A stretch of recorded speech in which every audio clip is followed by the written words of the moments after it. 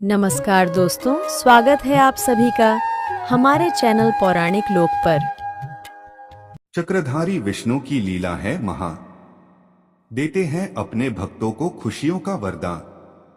राधे राधे। हरे कृष्णा प्रिय मित्रों, आप सभी को पूर्णिमा व्रत की हार्दिक शुभकामनाएं। माता लक्ष्मी और श्री हरि विष्णु के चरण कमलों का ध्यान करते हुए पूर्णिमा तिथि पर सुनते हैं श्री सत्यनारायण भगवान की पुण्य फलदायी कथा। मित्रों, श्री सत्यनारायण भगवान की कथा पूरे लोक में प्रचलित है। हिंदू धर्मावलंबियों के बीच सबसे प्रतिष्ठित व्रत कथा के रूप में भगवान विष्णु के सत्य स्वरूप की सत्यनारायण व्रत कथा है। सत्य को नारायण यानी कि विष्णु जी के रूप में पूजना ही सत्यनारायण भगवान की पूजा है। इसका दूसरा अर्थ यह भी है कि संसार में एकमात्र भगवान नारायण ही सत्य हैं, बाकी सब मोहमाया है। धरती लोक पर भगवान श्री हरि विष्णु की पूजा कई रूपों में की जाती है, परंतु इन सभी रूपों में से भगवान का सत्यनारायण स्वरूप सबसे ज्यादा पवित्र माना जाता है।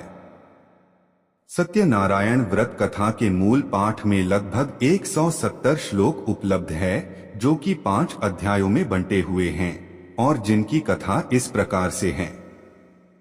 पौराणिक कथा अनुसार एक समय की बात है। नैशिरण्य तीर्थ में शौनिक आदि ऋषि और अन्य ऋषियों ने श्री सूत जी से पूछा, हे प्रभु, इस कलयुग में वेद विद्या रहित मनुष्यों को प्रभु कृपा किस प्रकार मिल सकती है तथा उनका उद्धार कैसे होगा। हे मुनि श्रेष्ठ, कोई ऐसा पूजन, कोई ऐसा व्रत बताइए जिससे थोड़े समय में ही मनुष्यों को पुण्य और मनवांछित फल भी मिल जाए। इस प्रकार की कथा सुनने की हम इच्छा रखते हैं। सर्व शास्त्रों के ज्ञाता श्री सूत जी बोले, हे वैष्णवों, आप सभी ने प्राणियों के हित की बात पूछी है, इसलिए मैं एक ऐसे श्रेष्ठ व्रत के बारे में आप लोगों को अवश्य ही बताऊंगा जिसे स्वयं नारद जी ने प्रभु श्री नारायण जी से पूछा था। आप सब इस अनंत सुख देने वाले व्रत का महात्म्य ध्यान पूर्वक सुनिए। एक समय की बात है, योगीराज नारद जी सर्व प्राणियों के हित की इच्छा रखते हुए अनेकों लोकों में घूमते हुए मृत्युलोक में आ पहुंचे। यहाँ उन्होंने अनेक योनियों में जन्मे सभी मनुष्यों को अपने कर्मों द्वारा अनेकों दुखों से पीड़ित देखा। उनका दुख देख नारद जी सोचने लगे कि ऐसा कौन सा यत्न किया जाए जिसके करने से निश्चित रूप से मानव के सभी दुखों का अंत हो जाए। इसी विचार पर मंथन करते हुए वह विष्णुलोक में पहुंचे। वहां वह देवों के ईश श्री नारायण की स्तुति करने लगे, जिनके हाथों में शंख, चक्र, गदा और पद्म थे और गले में वरमाला पहने हुए थे। स्तुति करते हुए नारद जी बोले, हे भगवान, आप अनंत शक्ति से संपन्न हैं। आपका आदि तथा अंत नहीं है। निर्गुण स्वरूप सृष्टि के पालन करता आप भक्तों के दुख को दूर करने वाले हैं। आपको मेरा नमन है। नारद जी की स्तुति सुनकर विष्णु भगवान बोले, हे मुनिश्रेष्ठ, आपके मन में क्या बात है? आप किस कार्य के लिए पधारे हैं? उसे निसंकोच होकर कहो। इस पर नारद मुनि बोले, हे प्रभु, मृत्युलोक में अनेक योनियों में जन्मे मनुष्य अपने कर्मों के द्वारा अनेकों दुख से दुखी हो रहे हैं। हे नाथ, आप मुझ पर दया करते हैं तो बताइए कि मनुष्य थोड़े प्रयास से ही अपने दुखों से कैसे छुटकारा पा सकते हैं। श्रीहरि बोले, हे नारद, मनुष्यों की भलाई के लिए तुमने बहुत अच्छी बात पूछी है, जिसके करने से मनुष्य मोह माया से छूट जाता है। वह बात मैं कहता हूं, ध्यान पूर्वक सुनो। यह स्वर्ग लोक व मृत्यु लोक दोनों में एक दुर्लभ उत्तम व्रत है जो पुण्य देने वाला है। आज प्रेमवश होकर मैं उसे तुमसे कहता हूं। मेरे स्वरूप श्री सत्यनारायण भगवान का यह व्रत अच्छी तरह विधान पूर्वक करके मनुष्य धरती लोक में सुख भोग कर अंत समय में मोक्ष को प्राप्त करता है। श्रीहरि के वचन सुन नारद जी बोले कि उस व्रत का फल क्या है और उसका विधान क्या है? यह व्रत किसने किया था? सभी कुछ विस्तार से बताएं। नारद जी की बात सुनकर श्रीहरि बोले, दुख व शोक को दूर करने वाला यह व्रत सभी स्थानों पर विजय दिलाने वाला है। मानव को भक्ति व श्रद्धा के साथ शाम के समय श्री सत्यनारायण की पूजा धर्म परायण होकर ब्राह्मणों व बंधुओं के साथ करनी चाहिए। भक्ति भाव से ही नैवेद्य, केले का फल, घी, दूध और गेहूं का आटा सवाया लें। गेहूं के स्थान पर साठी का आटा, शक्कर तथा गुड़ लेकर वह सभी भक्षण योग्य पदार्थों को मिलाकर भगवान का भोग लगाएं। इस तरह से सत्यनारायण भगवान का यह व्रत करने पर मनुष्य की सारी इच्छाएं निश्चित रूप से पूरी होती हैं। इस कलिकाल अर्थात कलियुग में मृत्युलोक में मोक्ष का यही एक सरल उपाय बताया गया है। मित्रों, श्री सत्यनारायण कथा का प्रारंभ भगवान विष्णु और नारद जी के वार्तालाप से होते हुए श्रीहरि के सत्यनारायण व्रत एवं पूजन की विधि के वर्णन के साथ राजा उल्कामुख, गरीब लकड़हारा, निर्धन ब्राह्मण, साधु वैश्य, लीलावती, कलावती, धनवान व्यवसायी, राजा तुंगध्वज एवं गोपगणों की कथा तक है। सूत जी बोले, हे ऋषियों, जिसने पहले समय में इस व्रत को किया था उसका इतिहास मैं कहता हूँ, आप ध्यान पूर्वक सुनो। रमणीय काशी नामक नगर में कोई अत्यंत निर्धन ब्राह्मण रहता था। भूख और प्यास से व्याकुल होकर वह प्रतिदिन पृथ्वी पर भटकता रहता था। भगवान ने उस दुखी को देखकर वृद्ध का रूप धारण करके उस द्विज से आदर पूर्वक पूछा, हे निर्धन ब्राह्मण, प्रतिदिन अत्यंत दुखी होकर तुम किस लिए पृथ्वी पर भ्रमण करते रहते हो? हे द्विजश्रेष्ठ, यह सब बतलाओ, मैं सुनना चाहता हूँ। वो बोला, हे प्रभु, मैं अत्यंत दरिद्र हूँ और भिक्षा के लिए ही पृथ्वी पर घूमा करता हूँ। यदि मेरी इस दरिद्रता को दूर करने का आप कोई उपाय जानते हो तो कृपा पूर्वक बतलाइए। विष्णु रूपी वृद्ध बोला, हे मानव, सत्यनारायण भगवान अनन्य फल को देने वाले हैं। तुम उनका व्रत करो, जिसे करने से मनुष्य सभी दुखों से मुक्त हो जाता है। व्रत के विधान को कहकर वृद्ध रूपी भगवान विष्णु वहीं पर अंतर्धान हो गए। ब्राह्मण मन ही मन सोचने लगा कि जिस व्रत को वृद्ध ब्राह्मण करने को कह गया है, मैं उसे जरूर करूंगा। यह निश्चय करने के बाद उसे रात में नींद नहीं आई। वह सवेरे उठकर सत्यनारायण भगवान के व्रत का निश्चय कर भिक्षा के लिए चला गया। उस दिन निर्धन ब्राह्मण को भिक्षा में बहुत धन मिला, जिससे उसने बंधु बांधवों के साथ मिलकर श्री सत्यनारायण भगवान का व्रत संपन्न किया।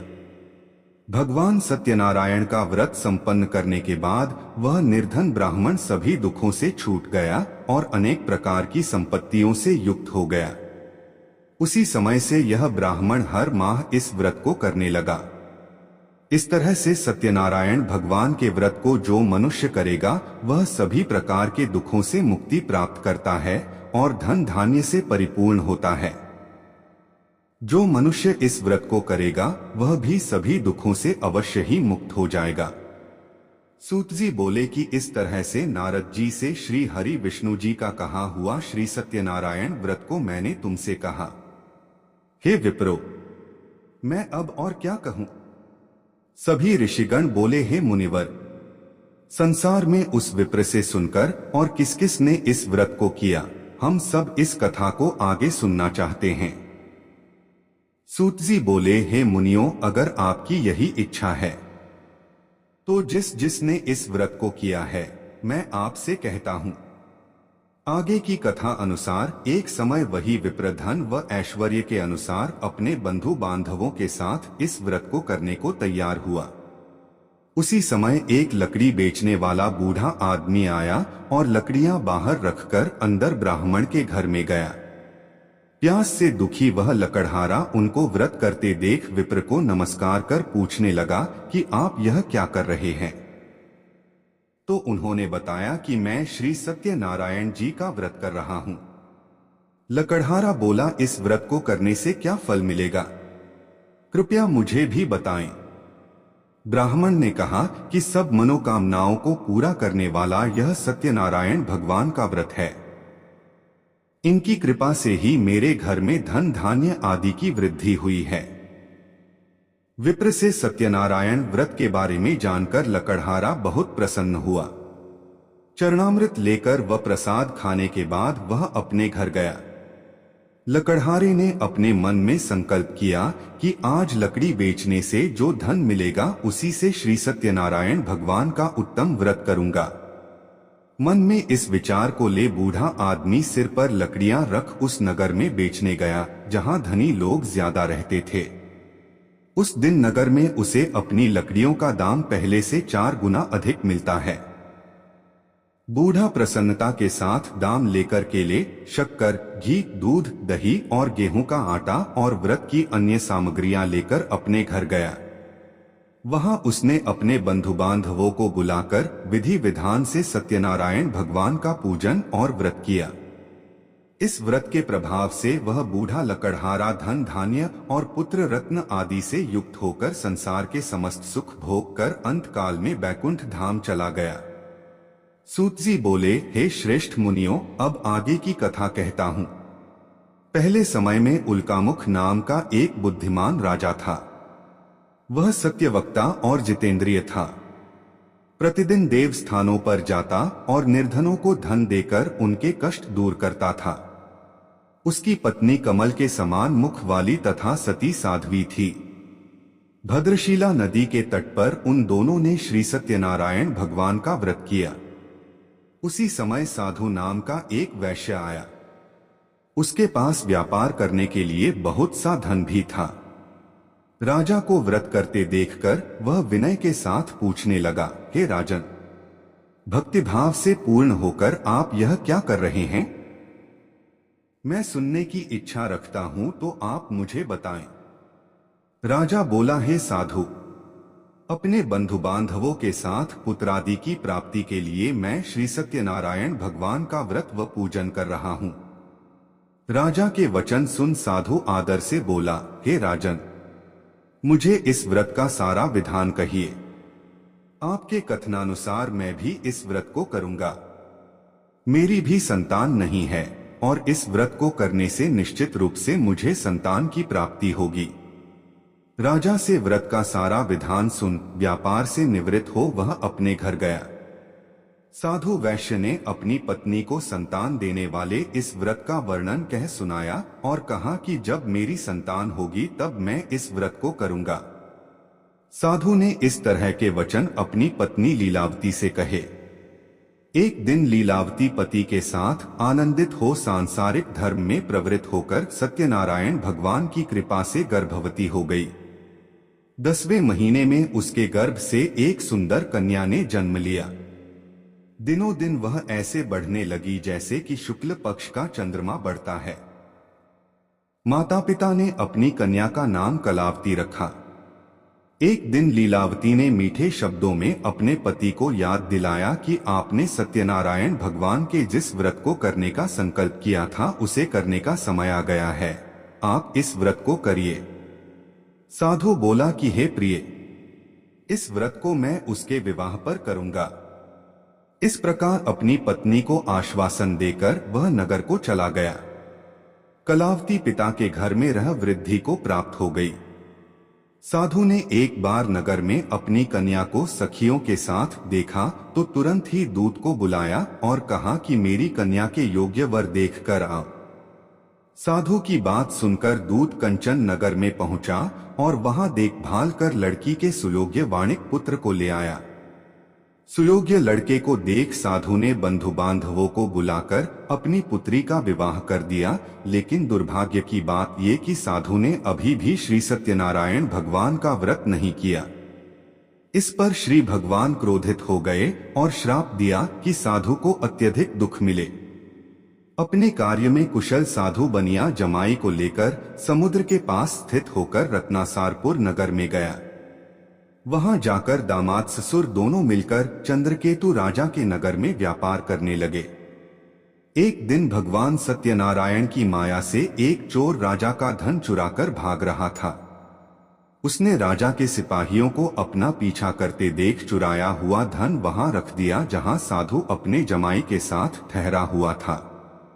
राजा के सिपाहियों ने साधु वैश्य के पास राजा का धन पड़ा देखा तो वह ससुर जमाई दोनों को बांधकर प्रसन्नता से राजा के पास ले गए और कहा कि उन दोनों चोरों हम पकड़ लाए हैं, आप आगे की कार्यवाही की आज्ञा दें।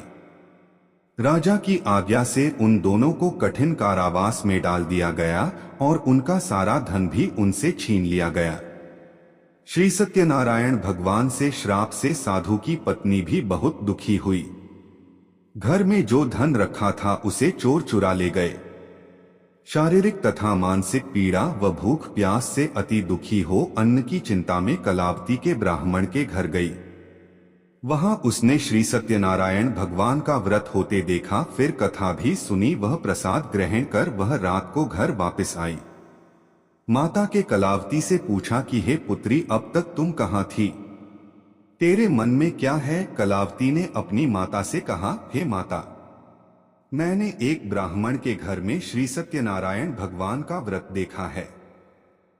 कन्या के वचन सुन लीलावती भगवान के पूजन की तैयारी करने लगी।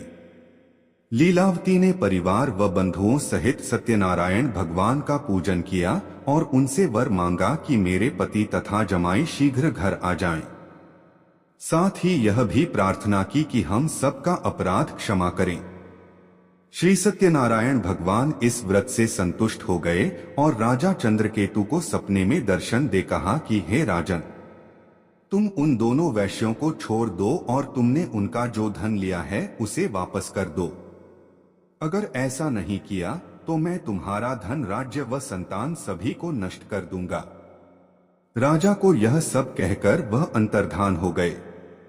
प्रातः काल सभा में राजा ने अपना सपना सुनाया, फिर बोले कि बणिक पुत्रों को कैद से मुक्त कर सभा में लाओ। दोनों ने आते ही राजा को प्रणाम किया। राजा मीठी वाणी में बोला, हे महानुभावों, भाग्यवश सा कठिन दुख तुम्हें प्राप्त हुआ है, लेकिन अब तुम्हें कोई भय नहीं है। सा कह राजा ने उन दोनों को नए वस्त्राभूषण भी पहनाए और जितना धन उनका लिया था उससे दुगुना धन वापस कर दिया। दोनों वैश्य अपने घर को चल दिए। वैश्य ने मंगलाचार कर अपनी यात्रा आरंभ की और अपने नगर की ओर चल दिए। उनके थोड़ी दूर जाने पर एक दंडी वेशधारी श्री सत्यनारायण ने उनसे पूछा, हे साधु, तेरी नाव में क्या है? अभिवाणी वणिक हंसता हुआ बोला, हे दंडी, आप क्यों पूछते हो? क्या धन लेने की इच्छा है? मेरी नाव में तो बेल व पत्ते भरे हुए हैं। वैश्य के कठोर वचन सुन भगवान बोले, तुम्हारा वचन सत्य हो। दंडी ऐसे वचन कह वहां से दूर चले गए। कुछ दूर जाकर समुद्र के किनारे बैठ गए। दंडी के जाने के बाद साधु वैश्य ने नित्य क्रिया के पश्चात नाव को ऊंची उठते देखकर अचंभा माना और नाव में बेलपत्ते आदि देख वह मूर्छित हो जमीन पर गिर पड़ा। मूर्छा खुलने पर वह अत्यंत शोक में डूब गया। तब उसका दामाद बोला कि आप शोक ना मनाएं, यह दंडी का शाप है, इसलिए हमें उनकी शरण में जाना चाहिए, तभी हमारी मनोकामना पूरी होगी। दामाद की बात सुनकर वह दंडी के पास पहुंचा और अत्यंत भक्तिभाव नमस्कार करके बोला, मैंने आपसे जो जो असत्य वचन कहे थे उनके लिए मुझे क्षमा दें। ऐसा कहकर महान शोकातुर हो रोने लगा। तब दंडी भगवान बोले, हे वणिक पुत्र, मेरी आज्ञा से बार बार तुम्हें दुख प्राप्त हुआ है। तू मेरी पूजा से विमुख हुआ। साधु बोला, हे भगवान, आपकी माया से ब्रह्मा आदि देवता भी आपके रूप को नहीं जानते, तब मैं अज्ञानी कैसे जान सकता हूँ? आप प्रसन्न होइए, अब मैं सामर्थ्य के अनुसार आपकी पूजा करूंगा। मेरी रक्षा करो और पहले के समान नौका में धन भर दो। साधु वैश्य के भक्तिपूर्वक वचन सुनकर भगवान प्रसन्न हो गए और उसकी इच्छानुसार वरदान देकर अंतर्धान हो गए। ससुर जमाई जब नाव पर आए तो नाव धन से भरी हुई थी। फिर वहीं अपने अन्य साथियों के साथ सत्यनारायण भगवान का पूजन कर अपने नगर को चल दिए। जब नगर के नजदीक पहुंचे तो दूत को घर पर खबर करने के लिए भेज दिया। दूत साधु की पत्नी को प्रणाम कर कहता है कि मालिक अपने दामाद सहित नगर के निकट आ गए हैं। दूत की बात सुन साधु की पत्नी लीलावती ने बड़े हर्ष के साथ सत्यनारायण भगवान का पूजन कर अपनी पुत्री कलावती से कहा कि मैं अपने पति के दर्शन को जाती हूँ, तू कार्य पूर्ण कर शीघ्र आ जा। माता के से वचन सुन कलावती जल्दी में प्रसाद छोड़ अपने पति के पास चली गई। प्रसाद की अवज्ञा के कारण श्री सत्यनारायण भगवान रुष्ट हो गए और नाव सहित उसके पति को पानी में डुबो दिया। कलावती अपने पति को वहां ना पाकर रोती हुई जमीन पर गिर गई। नौका को डूबा हुआ देख व कन्या को रोता देख साधु दुखी होकर बोला कि हे प्रभु, मुझसे तथा मेरे परिवार से जो भूल हुई है उसे क्षमा करें। साधु के दीन वचन सुनकर श्री सत्यनारायण भगवान प्रसन्न हो गए और आकाशवाणी हुई, हे साधु, तेरी कन्या मेरे प्रसाद को छोड़कर आई है, इसलिए उसका पति अदृश्य हो गया है। यदि वह घर जाकर प्रसाद खाकर लौटती है तो इसे इसका पति अवश्य मिलेगा। ऐसी आकाशवाणी सुन कलावती घर पहुंचकर प्रसाद खाती है और फिर आकर अपने पति के दर्शन करती है। उसके बाद साधु अपने बंधु बांधवों सहित श्री सत्यनारायण भगवान का विधि विधान से पूजन करता है। इस लोक का सुख भोग वह अंत में स्वर्ग जाता है। सूत जी बोले, हे ऋषियों, मैं और भी एक कथा सुनाता हूं, उसे भी ध्यानपूर्वक सुनो। प्रजापालन में लीन तुंगध्वज नाम का एक राजा था। उसने भी भगवान का प्रसाद त्याग कर बहुत ही दुख सहन किया। एक बार वन में जाकर वन्य पशुओं को मारकर वह बड़ के पेड़ के नीचे आया। वहां उसने ग्वालों को भक्तिभाव से अपने बंधुओं सहित सत्यनारायण भगवान का पूजन करते देखा। अभिमानवश राजा ने उन्हें देखकर भी पूजा स्थान में नहीं गया और ना ही उसने भगवान को नमस्कार किया। ग्वालों ने राजा को प्रसाद दिया, लेकिन उसने वह प्रसाद नहीं खाया और प्रसाद को वहीं छोड़ वह अपने नगर को चला गया। जब वह नगर में पहुंचा तो वहां सब कुछ तहस-नहस हुआ पाया तो वह शीघ्र ही समझ गया कि यह सब भगवान ने ही किया है। वह दोबारा ग्वालों के पास पहुंचा और विधि पूर्वक पूजा करके प्रसाद खाया तो श्री सत्यनारायण भगवान की कृपा से सब कुछ पहले जैसा हो गया। दीर्घकाल तक सुख भोगने के बाद मरणोपरांत उसे स्वर्गलोक की प्राप्ति हुई। जो मनुष्य परम दुर्लभ इस व्रत को करेगा तो भगवान सत्यनारायण की अनुकंपा से उसे धन धान्य की प्राप्ति होगी। निर्धन धनी हो जाता है और भयमुक्त हो जीवन जीता है। संतानहीन मनुष्य को संतान सुख मिलता है और सारे मनोरथ पूर्ण होने पर मानव अंतकाल में बैकुंठ धाम को जाता है। सूत जी बोले, जिन्होंने पहले इस व्रत को किया है अब उनके दूसरे जन्म की कथा कहता हूँ। वृद्ध शतानंद ब्राह्मण ने सुदामा का जन्म लेकर मोक्ष की प्राप्ति की। लकड़हारे ने अगले जन्म में निषाद बनकर मोक्ष प्राप्त किया। उल्कामुख नाम का राजा दशरथ होकर बैकुंठ को गए। साधु नाम के वैश्य ने मोरध्वज बनकर अपने पुत्र को आरे से चीरकर मोक्ष पाया। महाराजा तुंगध्वज जन्मांतर में स्वयंभुव मनु हुए और भगवत संबंधी संपूर्ण कार्यों का अनुष्ठान करके वैकुंठ लोक को प्राप्त हुए।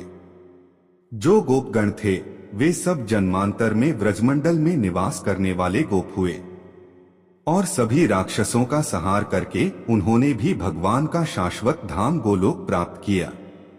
इस प्रकार श्री स्कंद पुराण के अंतर्गत रेवाखंड में श्री सत्यनारायण व्रत कथा का यह 5वां अध्याय पूर्ण हुआ।